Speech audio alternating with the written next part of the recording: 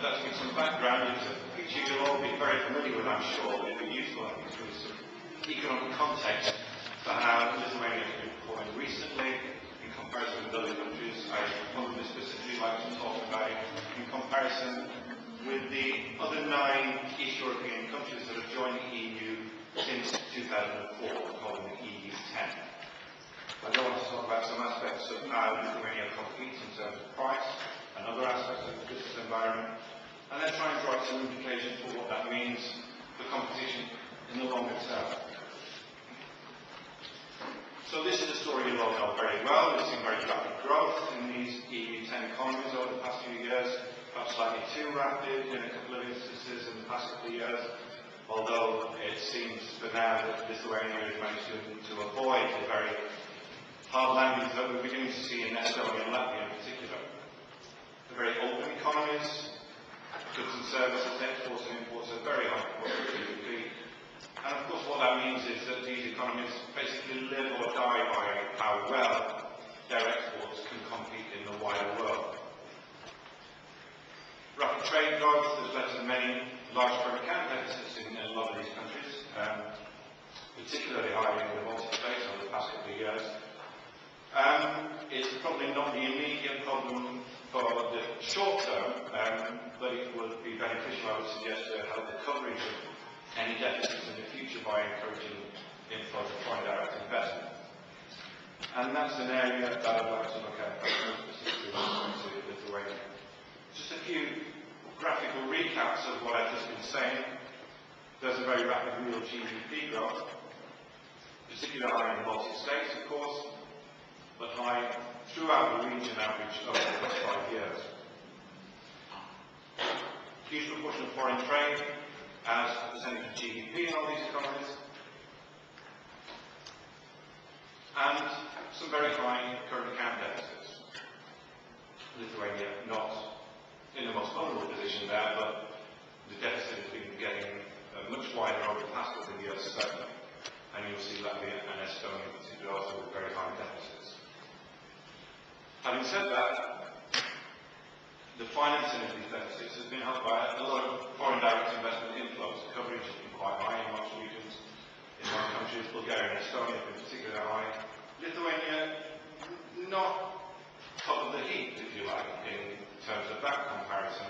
But FDI inflows into Lithuania have also been quite solid recently. Just an illustration of the coverage gap for a couple of countries in terms of FDI covering the current account deficit, particularly Latvia, and also Lithuania stands out in that respect. As I said, I'm not sure that this is an immediate worry for the short term. Most of these deficits are being financed by banks borrowing from abroad, largely from the foreign parent banks, and so unless we see a bank meltdown in Scandinavian economies, I think there's nothing to worry about for the short term. But longer term, these economies probably will see current account deficits because of their openness and in terms of their reliance on foreign capital inflows. So it's important to encourage and make them attractive for FDI over the longer term. 2006 FDI into Lithuania had a slight blip, which was because, of course, of the Polish takeover of Czech and NAFTA. But FDI was still solid in 2000, 2006, 2007, although because of the growth in the current account deficit last year, the coverage has been growing slightly wider. As I said, it's perhaps not an immediate concern, but over the longer term, there's a couple of ways of trying to contain that deficit and make it more sustainable.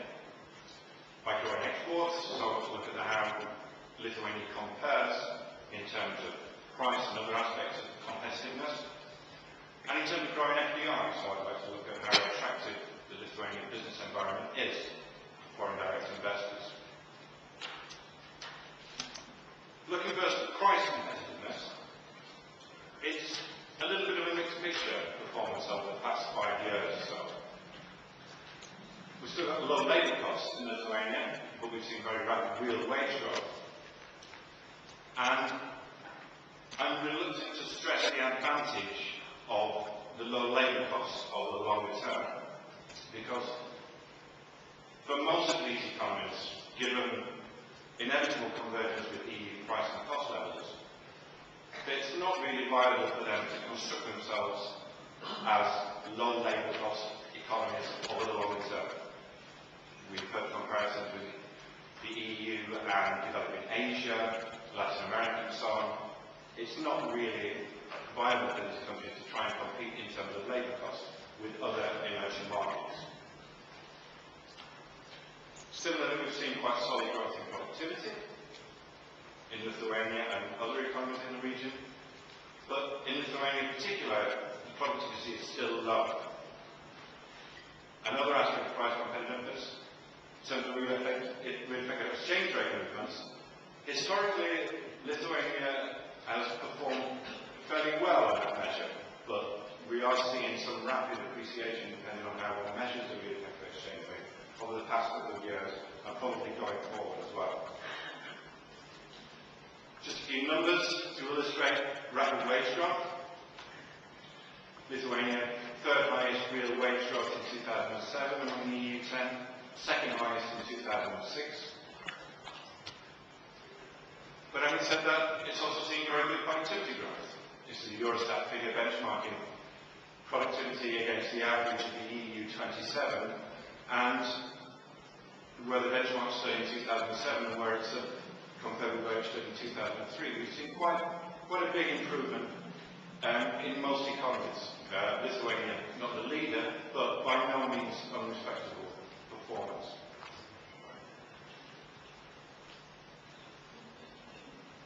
The upside of the labour costs, they're still low, some of the lowest in the region. This is a 2007 figure. But then again, so is productivity. Lithuania again falls fourth from the bottom among the EU 10.